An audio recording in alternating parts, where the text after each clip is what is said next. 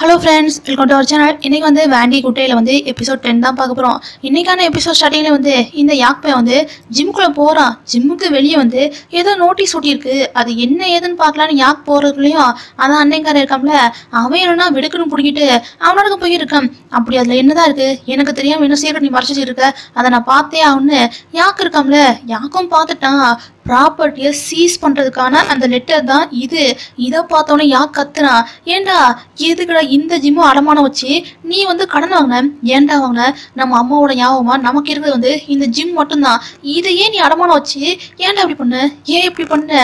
அப்படியே பண்ணியிருந்தாலும் ஏன்டா என்கிட்ட வந்து ஒரு வார்த்தை கூட சொல்லாம நீயா இவ்வளோ பெரிய முடிவெடுத்த அப்படின்னு இந்த யாக் வந்து கத்திக்க இருக்கான். இந்த விஷயத்துல நீ தலையிடாத, எல்லாத்தையும் நான் பார்த்துக்கிறேன்டா அடி அண்ணன் சொல்றான். இருந்தாலும் யாக் கேட்காம, ஆமா நீ பண்ணதான் பார்த்தேன்ல, பண்ணி நல்லா கிழிச்சிட்டடா அடி யாக் வந்து ரொம்ப திட்டிக்கிட்டு இருக்கான். சண்டை பெருசா போய்கிட்டே இருக்கு. நல்ல வேலை ஊடாச்சர் இருக்காம்ல, அவன் வந்து டேய் சமாதானம் போங்கடான்னு சமாதானப்படுத்தி இருக்கான். இருந்தாலும் யாக்கு வந்து டென்ஷன் அடங்கல. பையன் கோவத்தோட உச்சியில இருக்கானா, டக்குன்னு வேகமா வெளியே போயிட்டான். வெளியே போனவே ஸ்ட்ரைட்டா வேன் இருக்காம்ல, வேன் தான் பார்க்க போறோம். போனவனே பெருசா எதுவும் பேசல. நான் உன்னை ஹக் பண்ணிக்கலாமா அப்படின்னு யாக் கேட்க, ரைட்டு பையனுக்கு ஏதோ பிரச்சனைன்னு வேன் நல்லாவே புரியுது. அதனால வேனும் எதுவும் பேசாம ஹேக் பண்ணிக்கிட்டான். அதுக்கப்புறம் என்ன, யாக்க தனியா கூப்பிட்டு உட்கார வச்சு சாப்பிடலான்னு தான் உட்கார வச்சிருக்காங்க.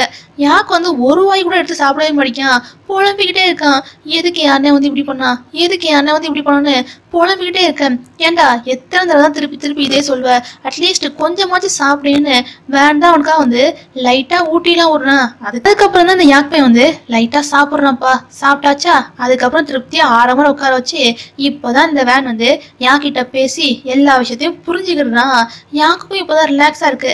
அதான் இவன் வந்தவொடனே வேன் வந்து ஹக் பண்ணிட்டான்ல, ஹக் பண்ணதுனாலதான் இவன் மனசு கொஞ்சம் ரிலாக்ஸா இருக்கு. அதனால இப்ப வந்து ரிலாக்ஸா உட்காந்து பேசியிருக்கான். சரி, இப்ப இந்த கடன் அடைகிறதுக்கு வந்து என்னதான் முடிவு பண்ணிருக்க? ஏதாச்சும் வழி ஏதாச்சும் இருக்கா அப்படின்னு இந்த வேன் வந்து கேட்க, என்னத்த வழி இருக்கு, என்னோட சேவிங்ஸ்ல வந்து கொஞ்சம் அமௌண்ட் இருக்கு, அதை வேணா எடுத்து கொடுக்க வேண்டியதுதான் அப்படின்னு இந்த யாக் சொல்லியிருக்கான். இருந்தாலும் சேவிங்ஸை அன்னைங்காரன் ஏத்துக்க மாட்டான். வேற ஏதாச்சும் பண்ணணும் அப்படின்னு யாக் வந்து யோசித்து இருக்கான். என்னடா இது இப்படி பேசிக்கிறீங்க, பேசாம ஒண்ணு பண்ணுங்க, நீயும் அண்ணன் 2 பேரும் உட்காந்து ஸ்ட்ரைட்டா ஃபேஸ் டு ஃபேஸ் பேசுங்கடா, அதுக்கப்புறம் நடக்கிறத பாத்துக்கலாம்டா அப்படின்னு இந்த வேன் வந்து ஏதோ ஒரு ஃப்ளோல சொல்லியிருக்கான். இவன் சொன்னதை வச்சு இந்த யாக் பையனுக்கு வந்து ஏதோ ஒரு ஐடியா வந்துச்சு போல இருக்கு. டே வேனு சூப்பர்டா, சூப்பர் சூப்பர் ஐடியா கொடுத்துருக்க, சூப்பர் ஐடியா கொடுத்துருக்க அப்படின்னு யாக் கத்துனான். நான் ஐடியா கொடுத்தேனா? என்னடா சொல்ல வர அப்படின்னு வேனுக்கு வந்து ஒண்ணுமே புரியல.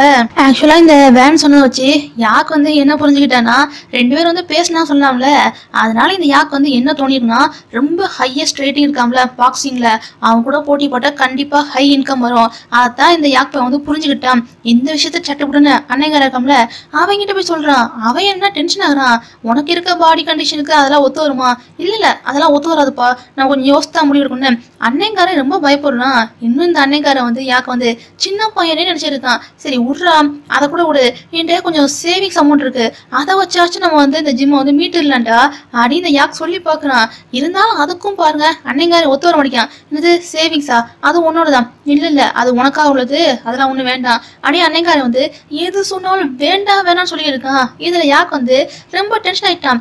ஏண்டா உனக்கு என்னடா பிரச்சனை, நீ இன்னும் என்ன வந்து சின்ன பிள்ளையாவே ட்ரீட் பண்ணியிருக்க அப்படின்னு இந்த யாக் வந்து அன்னைகிட்ட சண்டை போட்டு அவன் வெளியே போயிட்டான். இந்த மாதிரி இவங்க பேசினாங்களே, இது எல்லாத்தையும் சேர் மூலமா வந்து இந்த வேனும் கேட்டு தெரிஞ்சுக்கிட்டு இருக்கான்.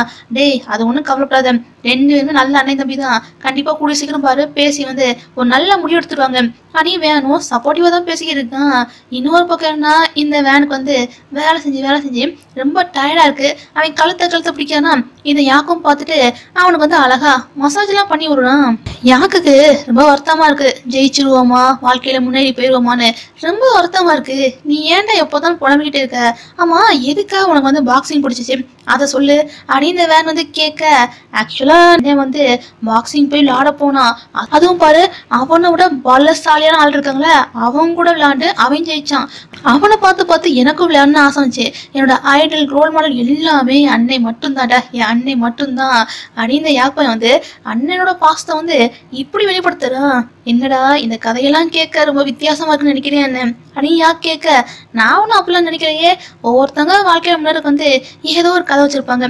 உன் கதை என்னமோ நல்லதா இருக்கு, நீ ஒன்றும் கவலையே படாத, வாழ்க்கையில நீ கண்டிப்பா முன்னேறிடுவேன்னு வேன் வந்து யாக் வந்து ரொம்ப சப்போர்ட்டிவா பேசுறான். இப்ப இந்த யாக் இருக்கிற ஒரே சப்போர்ட்டிவே இந்த வேன் தான்ப்பா. வேன் பேசுறதெல்லாம் கேட்கும் போதுதான் யாக்கு வந்து ரொம்ப ஹாப்பியா இருக்கு. அடுத்த நாளே இந்த அன்னைங்க இருக்காமல எல்லாத்தையும் டீம் போட்டு பேசிட்டு இருக்கான். ஜிம்மு தான் இப்போ வந்து கடன்ல போக போதில்ல, அதனால ஹையஸ்ட் ரேட்டிங் உள்ள பாக்ஸர் கூட வந்து மேட்ச் போடுறதா அன்னைங்காரி முடிவு பண்ணிட்டான். அதுக்கு காலத்துல இவங்க சார்பா யாராச்சும் ஒருத்தர் வந்து இறக்கணும்ல, அதனால அன்னைங்காரி என்ன பண்றான்னா, அதான் லாஸ்ட் எபிசோட்ல கூட புதுசா ஒரு பையன் வந்து சேர்ந்தாம்ல சசாக்கின்னு, அவனை வந்து காலத்துல வந்து இறக்கி உள்ளான்னு முயற்சி பண்ணிட்டு இருக்கான். இல்லப்பா, ஆனா இருந்தாலும் எனக்கு நிறைய மேட்ச் இருக்கு பாத்துக்கிறோமே அப்படின்னு சசாக்கியும் சொல்றான். அதானே அவனுக்கு தான் ஏகப்பட்ட மேட்ச் இருக்குல்ல, நான் வேணா போறேனே அப்படின்னு யார் சொல்றான். என்னது நீயா, உனக்கு தான் உடம்பு சரியில்லையே, உனக்கு ஏதாச்சும் ஆயிடுச்சுன்னா என்ன பண்ண அப்படின்னு அன்னைக்கார வந்து தம்பியை பார்த்து பார்த்து ரொம்ப பயப்படுறான். தம்பியை சாம்பியன் ஆகணும்னு ஆசை இருக்கு, அதே நேரம் தம்பிக்கு வந்து அடிப்படக்கூடாதுன்னு ஆசை இருக்கு. இப்படி இருந்தா தம்பி வந்து எப்படி வாழ்க்கையில முன்னேற முடியும்? தம்பிக்கே ரொம்ப கன்ஃபியூஷனா இருக்கு, ரொம்ப டென்ஷனாகவும் இருக்கு. இந்த நேரம் பார்த்து யாக்கு இருக்காமல, யாக்கு யாரோ ஃபோன் பண்றாங்க. ஃபோன் பண்றது அவனோட ஸ்டெப் மதர் இருக்காங்களே, அவங்க தான் ஃபோன் பண்றாங்கன்னு தெரிஞ்ச உடனே யாக்கெல்லாம் பதறி போயிட்டான். என்னாச்சுன்னு பார்த்தா அதான் யாக்கோட அப்பா இருக்கார்ல, அவரை ஹாஸ்பிட்டல்ல அட்மிட் பண்ணிருக்காங்களாம். அதனால யாக் தான் பதறான், யாக் மட்டும்தான் பதறான். யாக்கோட அண்ணன் வந்து பதறவே மாட்டிக்கான். டே, அவர் தான் நம்மளை வந்து விட்டுட்டு போனவர் தானே, அவரை தேடி எதுக்கு நாம போனோம் அப்படின்னு அன்னைக்காரன் வந்து பாசமே இல்லாத மாதிரி இப்படி பேசியிருக்கான். ஏன்டா எப்படிலாம் பேசுற, அப்பா நம்ம மேல எவ்வளவு பாசமா இருந்தாரு, இப்படியா இவருக்கெல்லாம் இப்படிலாம் பேசுவேன், நான் போய் பார்க்க போறேன்டா அப்படின்னு யாக் பையன் வந்து அங்க பார்க்க போறான். அதுக்கப்புறம் என்ன, செருதான் எப்படியோ பேசி பேசி அன்னைங்கார இருக்காம்ல, அன்னைங்காரனையும் ஹாஸ்பிட்டல் வந்து கூட்டு போயிட்டான். கூடவே வேன் இருக்காம்ல, வேனும் போறான். ஆக்சுவலா இந்த வேன் பையனும் ஒரு டாக்டர் தானே, அதனால ரிப்போர்ட்லாம் லைட்டா படிச்சுப்போம் உங்களுக்கு, ஒன்னும் கவலைப்படாதீங்க எல்லாம் சரியாயிருன்னு இவன் வந்து நல்லா ஆறுதலா பேசியிருக்கான். ஏப்பா இரு, நீ அன்னைக்கு அந்த ஜிம்ல வந்து ஒரு ஓரமா சைட்ல உட்காந்து வந்தானே, அப்படியே அவங்க அப்பா வந்து கரெக்டா கண்டுபிடிச்சிட்டாங்க.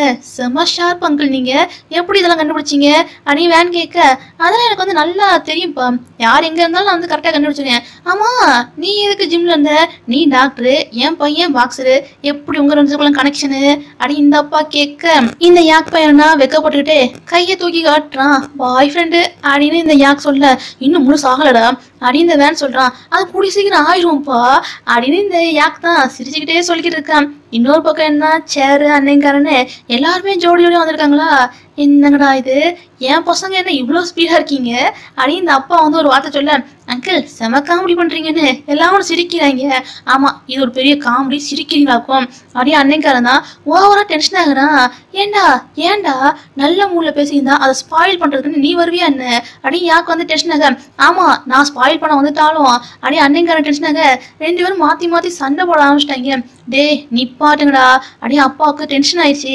அவர் என்ன பண்றாருன்னா, ரெண்டு பேர் கையில வந்து பாக்ஸிங் கிளவுஸ் இருக்குல்ல, அதை தூக்கி போட்டு நம்ம குடும்ப வழக்கம்னு ஒண்ணு இருக்குடா, ஏதாச்சும் ஒரு பிரச்சனைனா பாக்ஸிங் கிளவுஸ் போட்டு சண்டை போடுங்கடா, யார் ஜெயிக்கணும்னு பாத்துடலாம்டா அப்படின்னு அவர்கிட்ட சண்டையை ஆரம்பிக்க சொல்றாரு. யாக்கெல்லாம் டென்ஷன் ஆயிடுச்சு.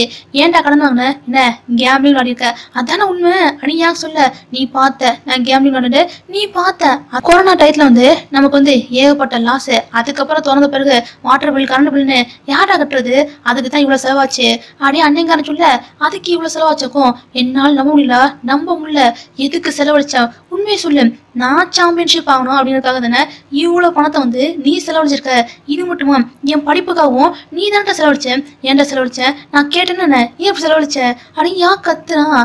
இந்த யாக் வந்து கேட்க அன்னைங்காரனுக்கு ஒரு மாதிரி இருக்கு. ஆக்சுவலா இந்த யாக்கோட அம்மா இருக்காங்களே, அவங்களுக்கு தெரிஞ்சு போச்சு அவங்க சாக போறாங்கன்னு, நல்லாவே தெரிஞ்சு போச்சு அவங்க, ஏன்னா அவங்களுக்கு வந்து பிரெஸ்ட் கேன்சரு. அதனால சாகிறதுக்கு முன்னாடி யாக்கோட அண்ணன் இருக்காங்களே, அவங்கள கூப்பிட்டு, ஏன் பாருப்பா, எனக்கு அப்புறம் உன் தம்பியை வந்து நீ தான் நல்லா பார்த்துக்கணும், அவனோட கனவு எல்லாத்தையும் நீ தான் ஃபுல்ஃபில் பண்ணணும்னு ஒரு வார்த்தை சொல்லியிருப்பாங்க. அந்த வார்த்தையை காப்பாத்துறதுக்காக தான் அன்னைங்கார வந்து இவ்வளவு அரும்பாடுபட்டு ஜிம்மெல்லாம் அடமானம் வச்சு எப்படியோ தம்பி வந்து இவ்வளவு தூரம் கரை சேர்த்திருக்கான். இப்படி நடந்த எல்லா விஷயத்தையும் அன்னைங்கார சொல்ல, அவ்வளவுதான் இவ்வளவு நேரம் வந்து சண்டை போட்டு இருந்தாம்ல இந்த யாக்கு, அவன் அப்படியே ஆஃப் ஆயிட்டான். அண்ணனை கட்டி பிடிச்சி ஓவரா ஃபீல் பண்ணி அழுதுகிட்டு இருக்கான்.